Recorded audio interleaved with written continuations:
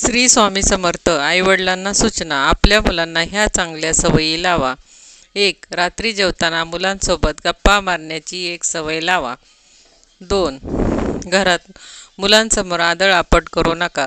त्याचा वाईट परिणाम मुलांवर होऊ शकतो. 3. रोज एका चांगल्या कामाची सवय लावा. त्याबद्दल मुलांसोबत बोला. 4. मुलांना घालून पारडून बोलू नका.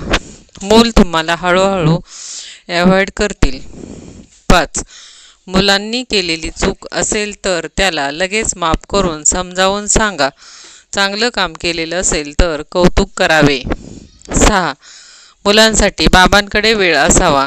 कितीही काम असेल तरी मुलांना लहानपणीचे बाबा आठवणार आहेत, पैसे नाही. 7. आईसाठी बाबांनी मुलांसमोर छोट्या छोट्या गोष्टीतून प्रेम व्यक्त करावे. 8. मूल ही गुंतवणुकीचे साधन नाहीत. माझ्या म्हातारपणाची काठी म्हणून मुलांकडे पाहू नका. 9. मुलांदेखत कुठलंही व्यसन करू नका. 10. कुठलीही गोष्ट घरात विकत घेण्याच्या निर्णयात आपल्या मुलाला समाविष्ट करून घ्या.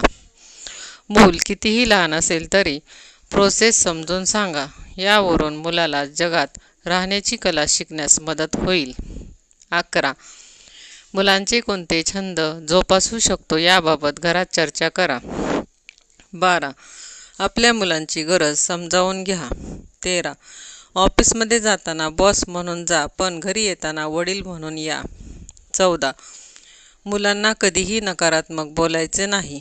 नालायक, गधडा वगैरे सारखे शब्द वापरणे टाळावे. 15.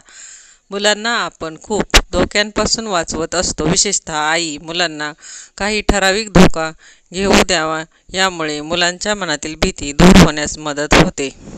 16. मुलांना मार दिल्याने कोणतेच चांगले परिणाम होत नाहीत. मूल खोटे बोलायला शिकतात. 17. तू जर असं केलंस तर मी सोडून जाईन, तुला एकटं सोडून देईल, असं मुलांशी कधीही बोलू नये. 18. मुलांच्या चुकीच्या वर्तनाबद्दल माफी आणि चांगल्या कामाबद्दल कौतुक असावं. 19. यश हे माणसाच्या इच्छेपासून निर्माण होत असते. 20.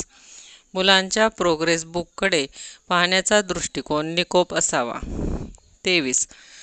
समाजात घडणाऱ्या तरुण मुलं हत्या, आत्महत्या यांसारख्या गोष्टी करतात. याची मूल लहान वयातील संस्कारांवर अवलंबून असतात. यासाठी घरातील बाबांनी ऑफिसमध्ये कामाच्या ठिकाणी झालेला अपमान, लॉस घरी कुटुंबाशी शेअर करा. मूल कितीही वयाचं असेल तरीही यावरून त्यांना अपयश पचवण्याची आणि त्यास लढा देण्यास मदत होईल. 24. आयुष्यात तुम्हाला चांगले गुरु भेटतील की तुम्हाला बदलू शकतात. वयाच्या कोणत्याही टप्प्यावर हा बदल शक्य आहे. यासाठी आपल्या मुलांसाठी आपण चांगले गुरु व्हा. 25. आपल्या मुलांचे आदर्श बना. धन्यवाद.